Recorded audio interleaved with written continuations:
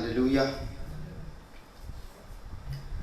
దేవుని పరిశుద్ధ నామానికి మహిమ కలుగును గాక.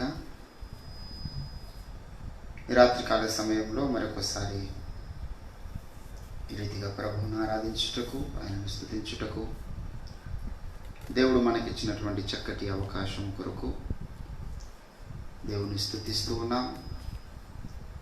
దేవునికే మహిమ కలుగును గాక.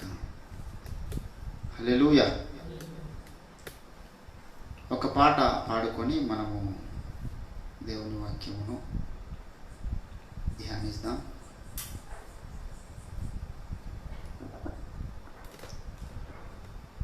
సర్వోన్నత దైవమా, సతతము స్తుతి పాత్రుడా, స్తోత్రార్పణ చేతును నిరంతర నాథార్చన చేతును. సర్వోన్నత దైవమా,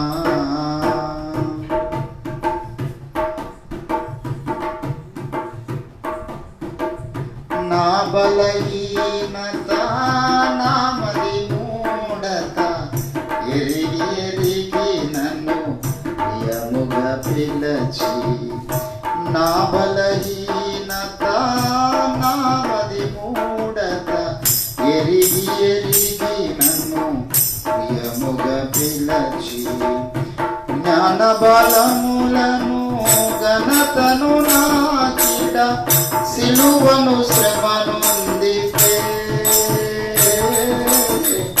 జ్ఞాన బలములను ఘనతను నాకిడ సిలువను శ్రమనుందితే, సమాజము భూమి ముఖను తింటును, సమాజము భూమి ముఖను తింటును. సర్వోన్నత దైవమా,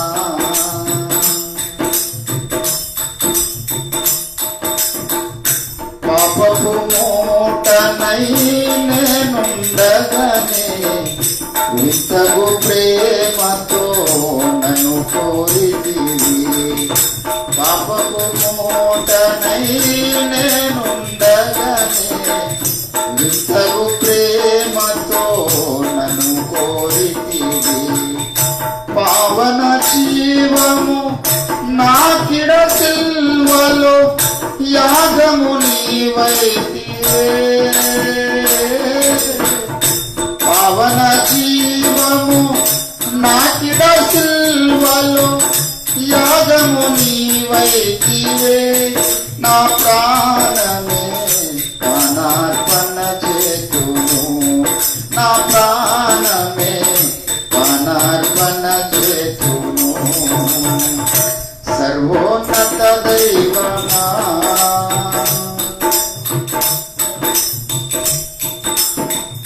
శాశ్వత జీవము నాకపురాజము, మహిమ కిరీటము నాకిడ నుంచి, శాశ్వత జీవము నాకపురాజము, మహిమ కిరీటము నాకిడ నుంచి, మరణ వేదనల నోర్చియు మృతినే తుమిన జయశీలుడా,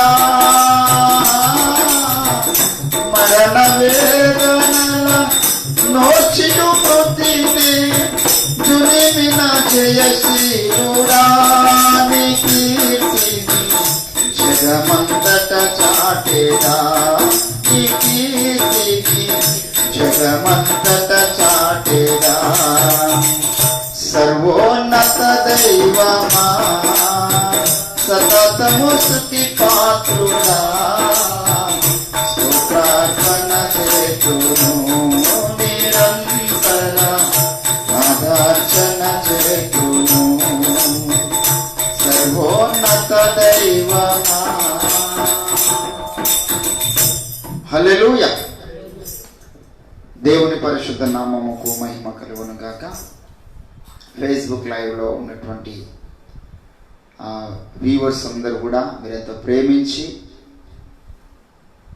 నన్ను ప్రేమించి నా యొక్క వాక్యాన్ని వినడానికి మీరు చూపిస్తున్నటువంటి ఆసక్తిని బట్టి దేవుని స్తుతిస్తూ ఉన్నాను.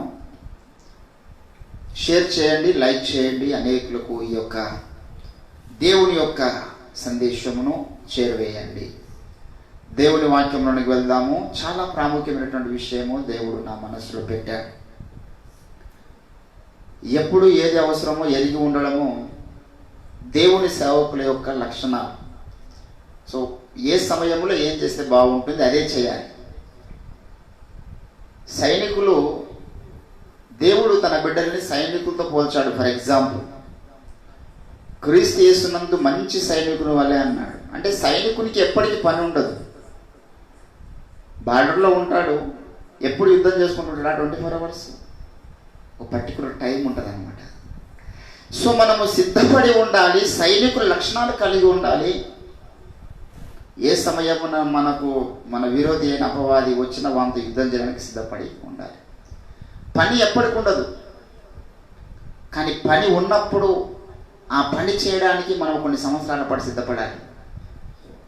యుద్ధ రంగంలో బార్డర్లో పంపిస్తారు కొందరిని, వాడు ఆ రోజే ప్రిపేర్ అయ్యి అంత ట్రైన్ అప్ అయి రాడు అక్కడికి. కొన్ని సంవత్సరాలు ట్రైనింగ్ ఇస్తారు. కానీ యుద్ధ రంగంలో అవసరమైన సమయంలో వాడు వెళ్ళాలి. అక్కడ యుద్ధం ఒక గంట సేపు ఉంటుందా, ఒక రోజు ఉంటుందా, ఎంతసేపు ఉంటుందని డజంట్ మ్యాటర్. కానీ ఆ యుద్ధంకు సిద్ధపడ్డ వాళ్ళకి మనం అందరం ఉండాలి. కనుక ఎప్పుడెప్పుడు ఏది అవసరమో అప్పుడు మనము దాన్ని ఉపయోగించడం నేర్చుకోవాలి. ఒకప్పుడు గ్రామాలు తిరిగి కరపత్రికలు పంచి సువార్త చేశాం. ఇప్పటికి కూడా చేస్తాం దేవుడు అవకాశం ఇస్తే. కానీ ఇప్పుడు ఫేస్బుక్ ద్వారా, యూట్యూబ్ ద్వారా, వాట్సాప్స్ ద్వారా మనము దేవుని యొక్క సందేశాన్ని పంపబద్దులమై ఉన్నాం. ఇదొక అవకాశం. ఇప్పుడు ఈ కోణంలో మనం యుద్ధం చేయాలి సాతాను సామ్రాజ్యం మీద. కనుక షేర్లు చేయండి. షేర్ చేసినందుకు మీకు ₹1 ఖర్చు కాదు. కాబట్టి షేర్ చేయడం వల్ల ఎవడైనా ఒకరు ఆ సందేశం విని మారు మనసు పొందే అవకాశం ఉంటుంది. దేవునికి స్తోత్రం. 1 సమూయేలు ప్రవచన గ్రంథము, బైబుల్ గ్రంథంలోనికి వెళ్దాము. 1 సమూయేలు ప్రవచన గ్రంథం.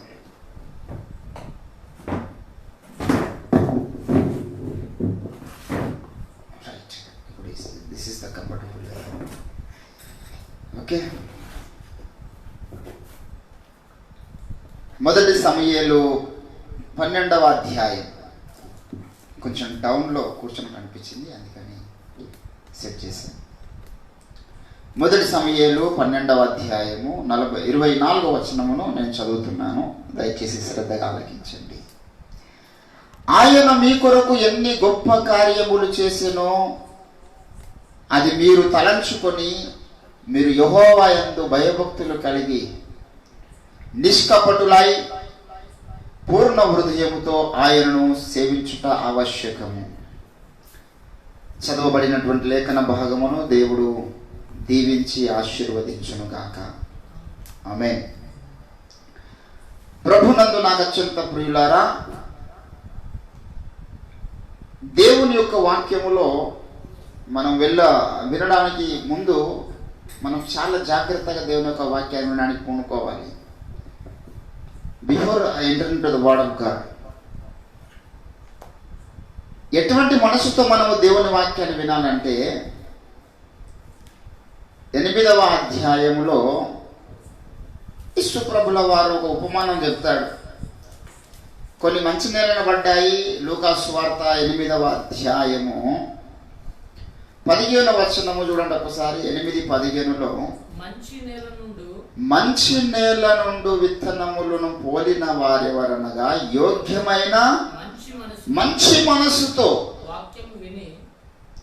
వాక్యమును విని దానిని అవలంబించి ఓపికతో ఫలించు. అంటే మనం దేవుని యొక్క వాక్యాన్ని వినేటటువంటి సమయంలో ఎటువంటి మనసు మనకు ఉండాలంటే మంచి మనసు. మంచి మనసుతో వినడం వేరు, చెడ్డ మనసుతో వినడం వేరు. వారు చెడిన మనసు గలవారై మోస చెప్పినటువంటి వాక్యాన్ని విన్నారు.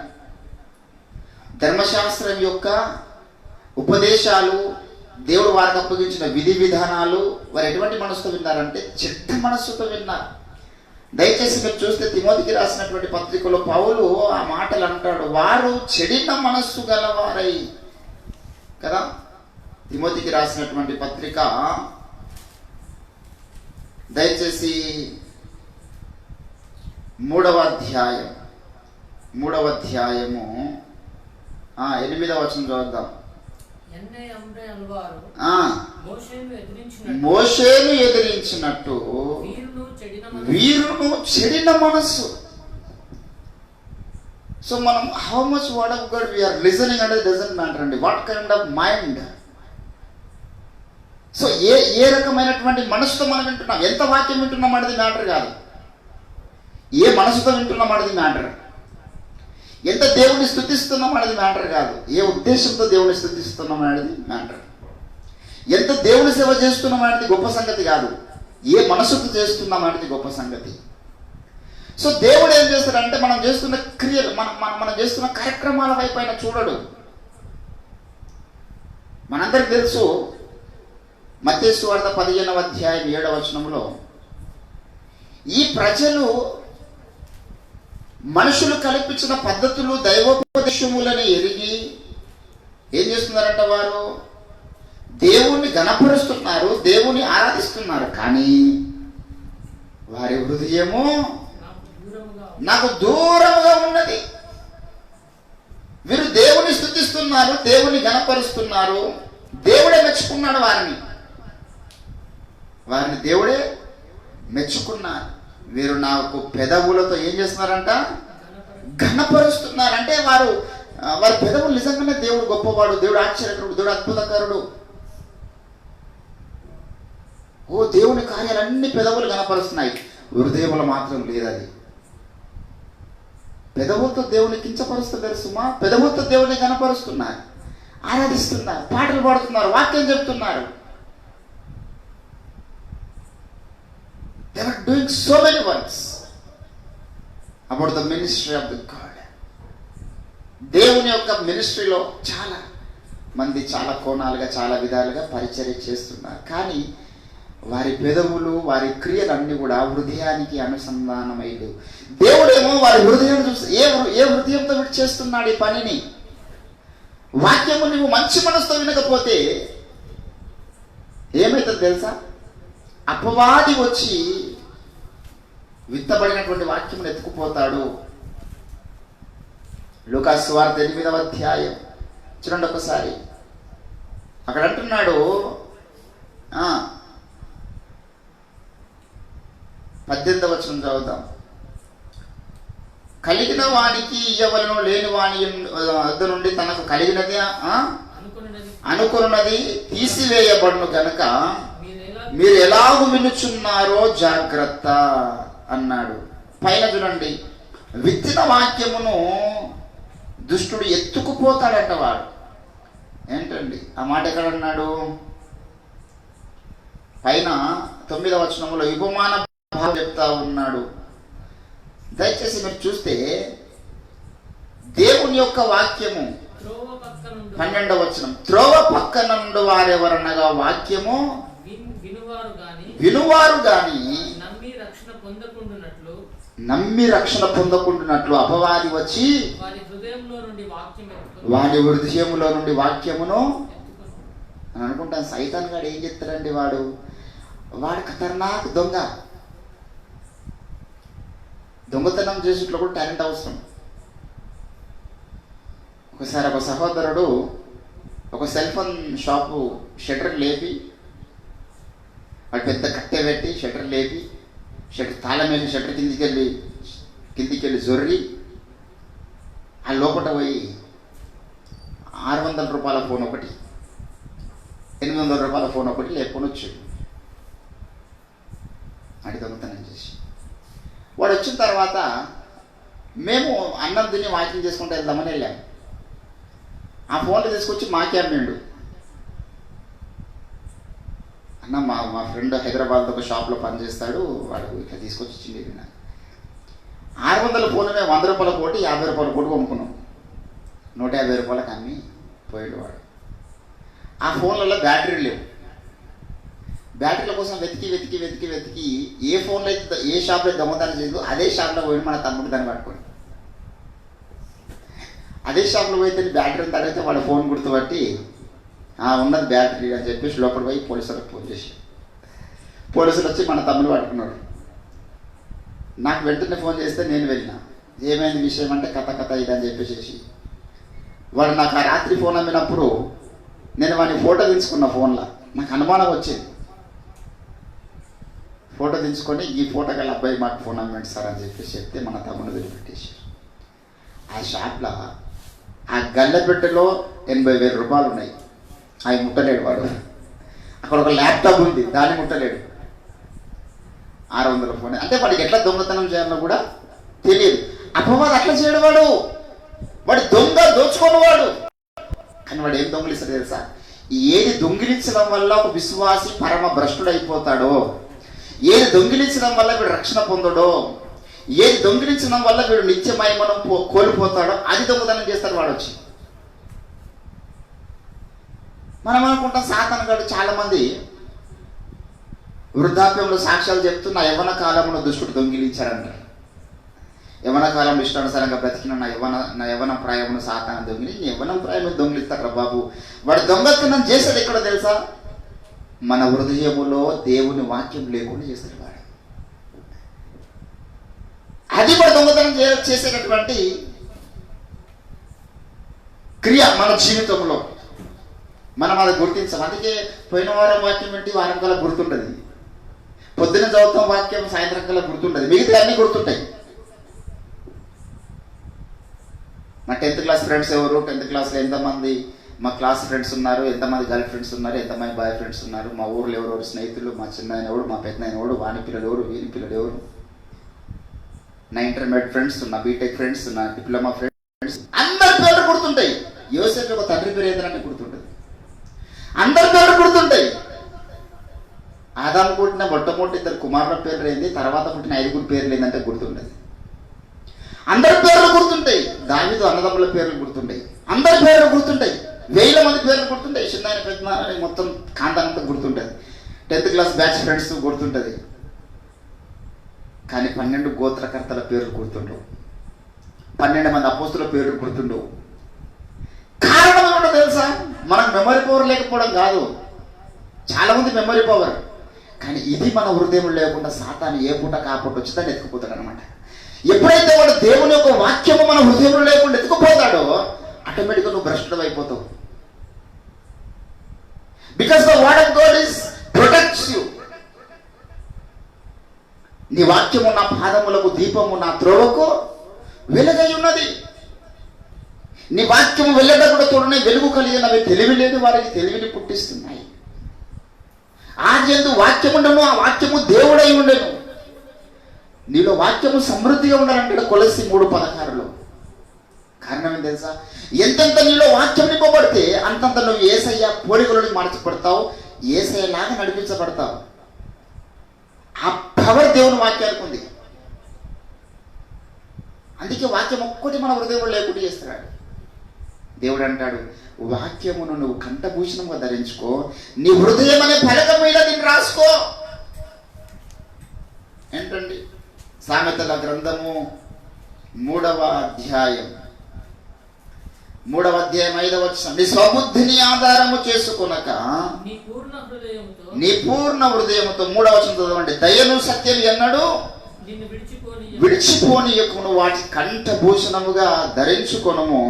నీ హృదయమును పలక మీద వేటిని మొదటి వచనం చెప్తారు. నా కుమారుడా, నా ఉపదేశమును మరొక నా ఆజ్ఞలు నీ హృదయపూర్వకముగా గైకొను.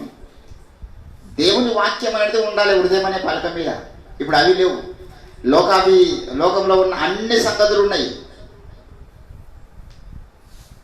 చదువులో ఎగ్జామ్స్ దగ్గరికి వస్తున్నాయి, స్టడీస్ అంతా నింపుకుంటాం అక్కడ. దేవుని బిడ్డలారా, దుష్టుని యొక్క వ్యూహం ఇది. వాడు చాలా ఖతర్నాక్ మీద. ఇప్పుడు తంత్రాలు మనం బయటకు తీస్తున్నాం కదా. వాడు దొంగతనం చేసేది మన దగ్గరకు వచ్చి మనం అనుకున్న డబ్బులతో. డబ్బులు ఎక్కువ ఉంటే మనమే పాడైపోతాం. డబ్బులు దొంగతనం చేయడు సైతాన్ గాడు. డబ్బులేముందండి, కాగితం ముక్కలు. ఈ భూమి మీద బ్రతికినంత కాలమే వాటికి విలువ.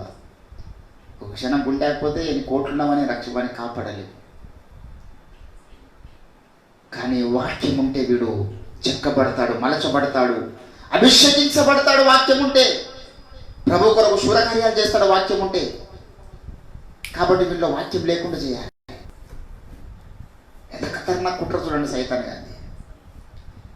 దేవుని బిడ్డలారా, అందుకే మీరు ఎలాగూ వినుచున్నారో జాగ్రత్త. ఏ ఉద్దేశంతో వింటున్నారో వాక్యము జాగ్రత్త. ఎందుకొరకు వింటున్నారో జాగ్రత్త. ఏ పని కొరకు వింటున్నారో జాగ్రత్త. ఎందుకొరకు దేవుడు మీతోనే మాట్లాడుతున్నాడో జాగ్రత్త. ఇదే మాట మళ్ళా మార్కు సువార్త 4:24 అంటాడు యేసు ప్రభుల వారు. మీరు ఏమి వినుచున్నారో జాగ్రత్త. ఏంటండి సామెతలు అంటాడు 13:14లో, జ్ఞానము లేనివాడు ప్రతి మాట నమ్ముతాడంట. ఏది పడితే చూడబడ్డ ప్రతిదీ ఏంటండి లోక సంబంధమైన అన్ని మన హృదయంలో ఉంటాయి కదా. 14-15 సామెతలు. జ్ఞానము లేనివాడు ప్రతి మాట నమ్మును. ఏది పడితే నమ్మొద్దు. మనము ఏది వింటున్నామో, ఎందుకు వింటున్నామో, ఇది నువ్వు వింటున్న మనసును బట్టి నీకు అప్లికబుల్ అవుతుంది అనమాట. So what kind of mind do have when ever you listening the word of God. నాతో దేవో మాట్లాడు, నా మనసుతో మాట్లాడు, నన్ను చెక్కు, నా లోపాలు నాకు చూపించనుకున్నప్పుడు ఆ కొనుడు దేవుడు మాట్లాడతాడు. నన్ను ప్రభా నీ సేవకు వాడుకో, నన్ను అభిషేకించు అనుకున్నప్పుడు నీకు ఆ కోణంలో దేవుడు మాట్లాడతాడు. నీ ఉద్దేశంను బట్టి, నువ్వు వింటున్న ఉద్దేశంను బట్టి దేవుడు నీతో మాట్లాడతాడు. దేవుని ఒక వాక్యం అంత శక్తి కలదనమాట. ఒకటే వాక్యం 100 మందికి 100 కోణాలను అర్థాన్ని ఇస్తుంది అనమాట. దేవుడు బిడ్డలారా, మంచి వాక్యాన్ని వినాలి. ఇక్కడ చదవబడినటువంటి లేఖన భాగంలో దేవుడు కోరుకుంటున్నాడు. దేవుని అవసరత, మానవుని స్పందన. దేవుని అవసరత ఏంటంటే యెహోవాయందు భయభక్తులు కలిగి. 1 సమూయేలు 12:24. యెహోవాయందు భయభక్తులు కలిగి నిష్కపటులై పూర్ణ హృదయముతో ఆయనను సేవించుట ఆవశ్యకం. ఎందుకయ్యా అంటే మీ కొరకు దేవుడు ఎన్నో గొప్ప కార్యాలు చేశాడు. ఏం చేశాడు? ఎర్ర సముద్రమును పాయలు చేశాడు. ఏం చేశాడు? ఐగుప్తు వాని యొక్క రథములను సముద్రంలో ముంచివేశాడు. ఆకాశం నుంచి మన్నాను కురిపించాడు. సంహార దూతను పంపించాడు. ఎన్ని గొప్ప కార్యాలండి. వాళ్ళు నడుస్తూ ఉంటే వాళ్ళ చెప్పులు పెరుగుతున్నాయి, వారి వస్త్రాలు పెరుగుతున్నాయి. దేవుడు మీ కొరకు ఎన్నో గొప్ప కార్యాలు జరిగించాడు. కనుక మీరేం చేయాలి అంటే పూర్ణ హృదయముతో నిష్కపటమైన మనసుతో ఆయనను సేవించుట ఆవశ్యకం. This is mandatory. అక్కడ ఎగ్జిబిషన్ లేదు. దేవుడు కోరుకున్నాడు. ఇది దేవుని యొక్క ఆశ. దేవునికి కొన్ని అవసరతలు ఉన్నాయండి. చాలా మందికి ఈ విషయం లేదు. దేవునికి ఏం అవసరతలు ఉంటాయండి? ఆయన సర్వజ్ఞుడు, సర్వజ్ఞాని, ఐశ్వర్యవంతుడు. ఆయనకి ఏం అవసరతలు ఉంటాయి? దేవుడు అన్నాడు, అడుగుడి మీకు ఇవ్వబడి అన్నాడు. అది ఎవరి అవసరత?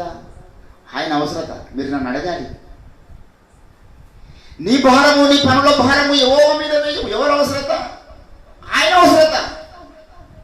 ఆయన మీద వేయమని అంటే అర్థమైంది, ఆయనకి ఇది అవసరం ఉంది, మనం ఆయన మీద వేయాలి. ఆ పరంపరలో చెప్తున్నాడు, నీ పూర్ణ హృదయంతో ఆయనను సేవించుట ఆయన అవసరత.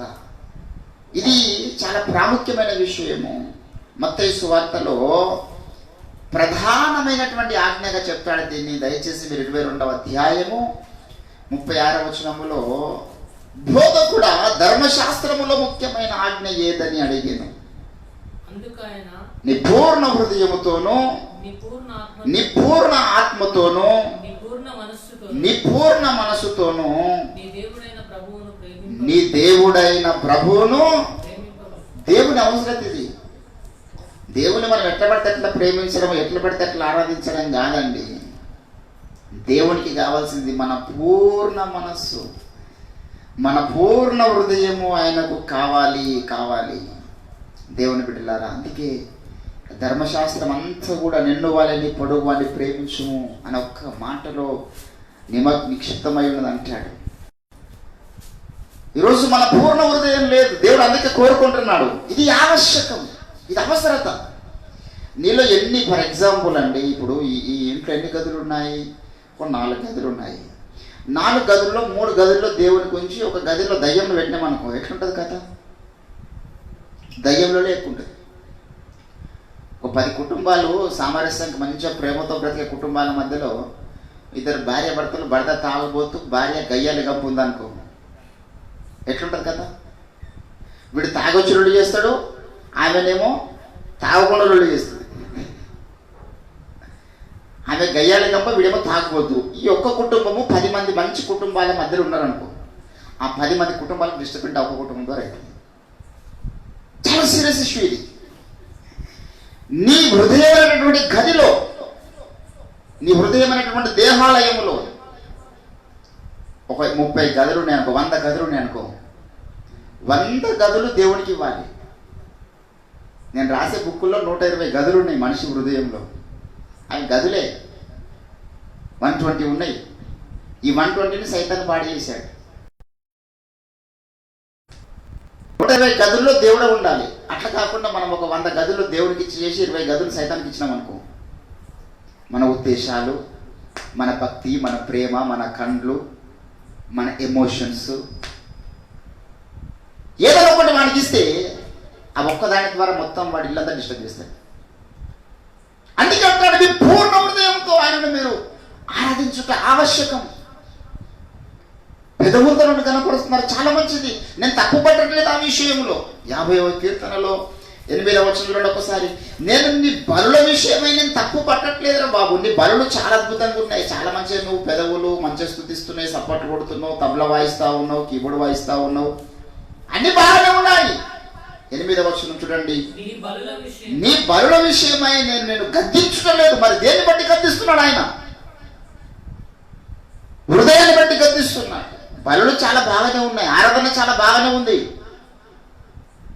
ఇన్స్ట్రుమెంటల్ చాలా బాగానే ఉంది, ఆర్కెస్ట్రా బాగానే ఉంది, వర్షిప్ టీమ్స్ బాగానే ఉన్నాయి. నోటితో కనపరుస్తున్నాయి అవన్నీ కూడా హృదయములో ఉండాలి. హృదయములో మనం స్తుతిస్తున్న ఉద్దేశం దేవునికి ప్రాముఖ్యం. దేవుని బిడ్డలారా, ఈరోజు దేవుడు మనకు కూడా ఎన్నో గొప్ప కార్యాలు జరిగించాడు. వర్ణించలేము దేవుని గొప్ప కార్యాలు. నేను సేవ ఆరంభంలో ఎన్నో రాత్రులు నాకు తినడానికి తిండి లేనటువంటి పరిస్థితిలో నేను కేవలము నిమ్మరసం దాగి పండుకున్న దినాలే ఎక్కువ. ఈ చుట్టుముట్టు గ్రామాలకు గృహకుడిలకు వెళ్ళడానికి మన కొంతమంది కుటుంబాలు ఉండేవాళ్ళు. వెళ్ళడానికి నా దగ్గర ఛార్జెస్కి డబ్బులు లేకపోతే నడుచుకుంటూ వెళ్ళినటువంటి దినాలు. ఏమీ లేని పరిస్థితి, ఇప్పటికొచ్చి సొంత ఇల్లు లేదు, ఏం లేదు. అయినా ఈరోజు మన గురించి సందేశం దేవుడు రాష్ట్ర వ్యాప్తంగా, దేశవ్యాప్తంగా వెళ్ళే విధంగా చేశారు. ఎంత గొప్ప కార్యం అండి! కోట్ల రూపాయలకి పేరు లేదు. ఏది గొప్ప కార్యం? కోట్లు సంపాదించడం గొప్ప కార్యమా?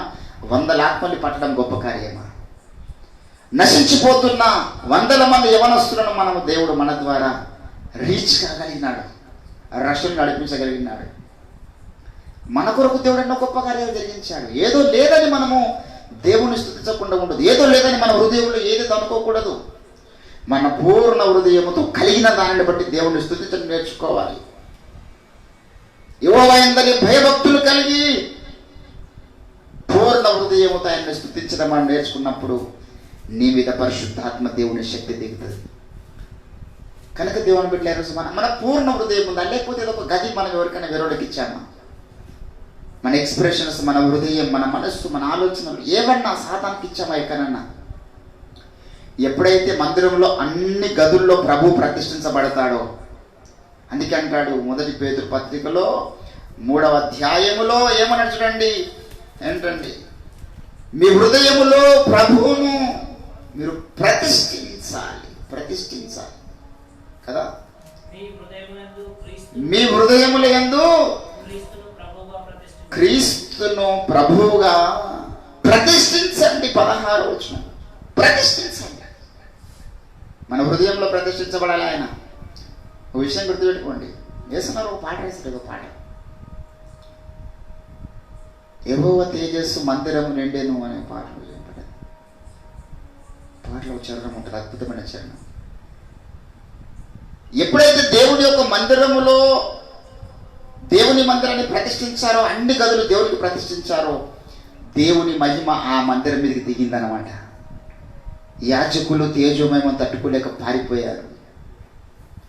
అట్లా మన హృదయంలో అన్ని గదులు ప్రభుకు ప్రతిష్ఠించబడ్డాయనుకో, బలమైనటువంటి దేవుని మహిమ మన ఈ దేహం అనే ఆలయం మీద కుమ్మరించబడుతుంది. కుమ్మరించబడలేదంటే ఇంకే కొన్ని గదులు ఎక్కడో మనము వేరే వాటికి ఇచ్చుంటాం. మేబీ మన సొంత ఉద్దేశాలకు ఇచ్చుంటాం, మన శరీర సంబంధమైన కోరికలకు ఇచ్చుంటాం, బంధుత్వాలకు ఇచ్చుంటాం, కెరీర్కి ఇచ్చుంటాం. ఏదో కొంత ఈగో మనలో ఇంకా దాగి ఉండవచ్చు. అన్ని గదులు ప్రభువుకు ప్రతిష్ఠించబడ్డప్పుడు you are look like the image of Jesus on planet of this earth. ఒక చిన్న సైజు ఏ సైలా కనబడతావు అంత మహిమ నీ మీద కుమ్మరించబడుతుంది. కాబట్టి దేవుని బిడ్డలారా, ఒకటే ఒక ముక్క దేవుడు ఈరోజు మనతో మాట్లాడుతున్నాడు. నీ పూర్ణ హృదయముతో ఆయనను సేవించుట ఆవశ్యకము.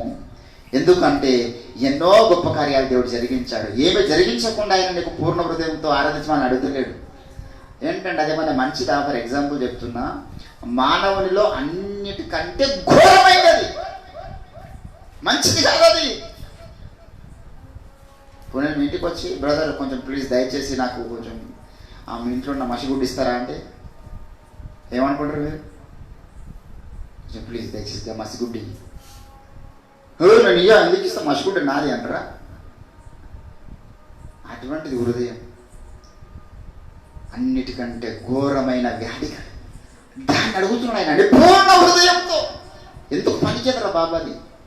నాకు దాని పనికొచ్చే పాత్రగా నేను చేస్తాను. క్రీస్తు హృదయముగా మారుస్తాడు దాన్ని. కాబట్టి దేవుని బిడ్డలారా, భక్తి సాధన అంటే హృదయానికి సంబంధించిందండి. మొన్న ఒక దైవ సేవకుడు,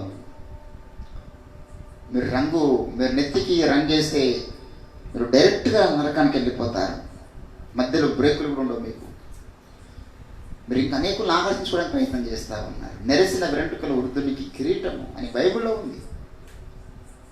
ఏంటండి, నెత్తికి రంగు చేస్తారా? సైతాన సంబంధమైంది రంగేయడం అని దంచి ప్రసంగం చేసి, ఆ ప్రసంగం విని ఒక బ్రదర్ పాపం 35 ఏళ్ళకి ఆయన తెల్లెంకలైనవి రంగేసుడు బంద్ చేశాను. మొత్తం తెల్ల నెత్తి, గుర్తుపట్టలేదు. నేను ఈటెవరు పోయిన ఆ బ్రదర్ వాళ్ళ డాడీనా లేకపోతే వాళ్ళ తాతనా అనుకుంటున్నా. ఆయనకి నెత్తి రంగికి మొత్తం సరే రంగేయడు, మరి హృదయానికి రంగేస్తున్నావు కదా. హృదయంలో ఈగో లేదా? హృదయంలో అబద్ధ బోధనలు నమ్ముతున్నావు, ఆ విషయంలో నీకు లేదా? దాన్ని కవర్ చేసుకోవడానికి మళ్ళీ హృదయంలో ఎవరో ఇంకా లొసుకులు. హృదయంలో దేవుని కొరకు తీవ్రమైన వాంఛ లేదు, నశించిపోతున్న ఆత్మల పట్ల భారం లేదు. నెత్తికి మాత్రం రంగేయడం ఆపేసినావు, పే మీద మాత్రం నగలు పెట్టడం ఆపేసినావు. లోపల ఎన్ని ఉన్నాయి? యెజబెలుకు సంబంధించిన సామ్రాజ్యం అంతా నిండిపోయింది లోపల. కాబట్టి దేవుని బిడ్డలారా, ఈరోజు మన హృదయము, మన పూర్ణ హృదయముతో దేవుణ్ణి మనము ఆరాధించట ఆవశ్యకము. పూర్ణ హృదయంతో దేవుని పనులు చేయటం ఆవశ్యకం. ఏ పనైనా కూడా దేవుడు చెప్పిండంటే దాని మీద ఇష్టం పుట్టించుకోవాలని చెప్పాను. అందుకే కదా దినాన ఇప్పుడు నాకు కొన్ని పనులు చేయడం ఇష్టం లేదండి, నాకు ఇష్టం లేదు కొన్ని పనులు చేయడం. కానీ నా నాయకుడు చెప్పాడు, నేను ఆ పనుల మీద ఇష్టం పుట్టించుకున్నా. ఎంతో ప్రేమ. ఇప్పుడు నాకు రాజకీయం అంటే ప్రేమ, ఆర్కేపీ అంటే ప్రేమ, పరిచర్య అంటే ప్రేమ, ఇవి ఏదంటే అది ప్రేమ. శ్రమలు అనుభవించడం అంటే ప్రేమ. కారణం ఏంటంటే నాయకుడు చెప్పాడు కాబట్టి. ఇష్టం లేకపోయినా తను దిన్నికని ఇష్టపడాలి. నీకు ఇష్టం లేదు, నాయకుడు చెప్పాడు పోయి 40 కొరడ దెబ్బలు నువ్వు కొట్టుకొని రావాలంటే ఇష్టపూర్వకంగా కొట్టుకొని రావాలి. కష్టపడద్దు. మళ్ళీ నాకు చెప్పి కొరడ దెబ్బలు కనీసం బిర్యానీ తిని రమ్మని తినొచ్చేవాడిని. ఇష్టం లేకపోయినా ఇష్టం పుట్టించుకోవాలి. అది పూర్ణ హృదయంతో దేవుని ఆరాధించడం అంటే. మనకి ఇష్టం ఉండదు, మన పూర్ణ ఎందుకు ఆరాధించాలంటే దేవుడు నాకు ఏం చేసినా ఆరాధించాలా? ఏమిచ్చింది నాకు? పౌలుకి ఏమిచ్చింది, మరి పేతురుకి ఏమిచ్చాడు? వారికి వారు బ్రతుకుట క్రీస్తే చావైతే నాకు లాభం అంటే వారి పూర్ణ హృదయం అంటే గది. పూర్ణ హృదయంతో నింపబడ్డ వ్యక్తులు వారు. అందుకే వారి మీద పూర్ణాత్మ దిగి వచ్చింది. దేవుని బిడ్డలారా, ఈరోజు మనకు దేవుడు ఎన్నో మేలు చేశాడు. ఏ మేలు చేసినా చేయకపోయినా ఇది మన అవసరత. దేవుడు కోరుకున్నాడు దీన్ని. ఇది మనము చేయవలసిన, ఇది మన బాధ్యత. మన పూర్ణ హృదయంతో ప్రతి ఒక్కరు పాటలు రాశారు. చాలా మంది పాడతారు, పూర్ణ మనస్సుతో ఆరాధింతు అంటారు. ఆ పెదవులే కనబడతాయి అక్కడ. There is no spirit. అభిషేకము పూర్ణ హృదయం ఉండదండి. వాడు పూర్ణ హృదయంతో మాట్లాడితే, పూర్ణ హృదయంతో పాట పాడితే ఆ సింటమ్స్ వేరే ఉంటాయి. దేవుని బిడ్డలారా, పెదవులే అర్థమైపోతుంది ఆ సీన్. వాళ్ళు మైకులు పట్టుకొని ఎగిరెగిరి పాడుతూ దుంకుతూ ఉన్నప్పుడు ఆరాధన అని గొల్లు చేస్తారు. పెదవులు కనపరుస్తున్నాయి, హృదయం దూరంగా ఉందని ప్రభు మాట్లాడుతూ ఉన్నాడు. కనుక ఈరోజు ఆవశ్యకమైనటువంటి విషయం ఏంటంటే, మన జీవితంలో మన పూర్ణ మనసుతో, నిష్కపటమైన మనసుతో ప్రభువును సేవించుట ఆవశ్యకమైన విషయం. కారణము దేవుని బిడ్డలారా, ఎందుకు దేవుడు ఆ మాట చెప్పాడంటే, ఎప్పుడైతే నీ పూర్ణ హృదయంతో నువ్వు దేవుని ఆరాధిస్తావో, you are the qualified person to receive the power from I. ఒకడు వచ్చాడు, నాకు ఈ వరమి, నేను ఎవరికి చేతులు పెడితే వారు కూడా భాషలు మాట్లాడాలి, వారు కూడా అభిషేకం పొందుకోవాలి అంటే అన్నాడు పేతురు, బాబు నీకు ఈ కార్యములో పాలు పంపులు లేవు. కారణం ఏంటంటే నీ హృదయము సరైనది కాదు, నీ హృదయములో చీకటి ఉన్నది. అందుకే మన పూర్ణ హృదయంతో దేవుని ఆరాధించడం నేర్చుకున్నాం అనుకో, ఆటోమేటిక్గా నువ్వు పరిశుద్ధాత్మ నింపుదలకు క్వాలిఫై పర్సన్ అయిపోతావు. మొత్తం దాంతో నింపబడి ఉంది. ఒక వ్యక్తి ద్వారా దేవుడు సంతోషపడాలన్నా, ఒక వ్యక్తి పరిశుద్ధాత్మతో నింపబడాలన్నా దేంతో ముడిపడి ఉంది? వాని పెదవులు, వాని నాలుక, వాని కన్నులు ఇవి కాదండి, వాని హృదయంతో ముడిపడి ఉంది. అందుకే ఇది ఆవశ్యకం. నీ పూర్ణ హృదయంతో నన్ను ఆరాధించడం ఆవశ్యకం, నన్ను సేవించడం ఆవశ్యకం అని ప్రభు మనతో మాట్లాడుతూ ఉన్నాడు. కాబట్టి దేవుని బిడ్డలారా, ఈ రాత్రికాల సమయంలో మనం ఒక నూతన తీర్మానం తీసుకుందాం. ప్రభువా, నా అంతరింద్రియములలో ఉన్న సమస్తం, ఒక్క గది కూడా ఇంకో దానికి ఉండదు, అన్ని గదులు నీకే సమర్పిస్తున్నాను. నాకున్న టాలెంట్స్, నాకున్న మంచితనం, నాకున్న భక్తి, నాకున్నటువంటి ప్రతిదీ, వాట్ ఎవర్ ఇట్ ఈస్, నాకున్న బలం, నాకున్న యవ్వనం, నాకున్న అందచందాలు అన్నీ నీకే. నాకున్న ఏ మంచి అయినా నీకే. ప్రతి ఏరియా ప్రభు ప్రతిష్ఠించబడ్డ ఏరియాగా మనము దేవునికి ప్రతిష్ఠితం అవుదాం. రండి, ప్రభు ఈ కొద్ది మాటలు దీవించి ఆశీర్వదించును గాక. ప్రార్థన చేసుకుందాం. హల్లెలూయా, హల్లెలూయా, హల్లెలూయా, హల్లెలూయా, హల్లెలూయా, హల్లెలూయా. ప్రార్థన చేద్దాం. స్తోత్రములు తండ్రి, మహాగణుడా, నీ ఘనమైన శ్రేష్టమైన నామమునకు వందనాలు. ఈ రాత్రికాల సమయములో మీరు పంపినటువంటి వాక్యం కొరకు నీకు స్తోత్రాలు. అవునయ్యా, మా పూర్ణ హృదయముతో నిన్ను ఆరాధించడము, సేవించడము అయ్యా మీరు కోరుకున్నారు, ఇది ఆవశ్యకం అని చెప్పారు. విత్తబడ్డ వాక్యాన్ని ఫలింపచేయండి, అనేకుల హృదయాల్లో కార్యం జరిగించడం కృప చూపించమని యేసుక్రీస్తు అద్భుత